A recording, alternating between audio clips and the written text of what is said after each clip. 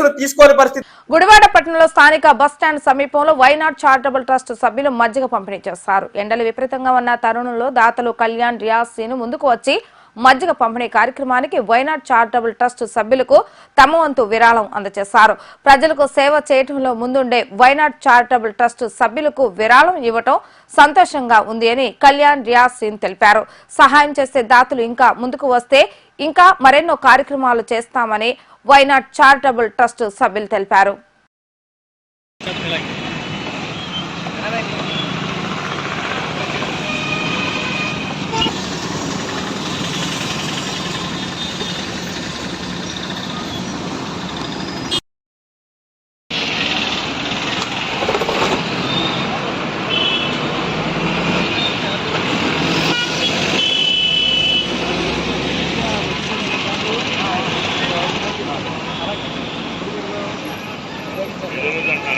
మనం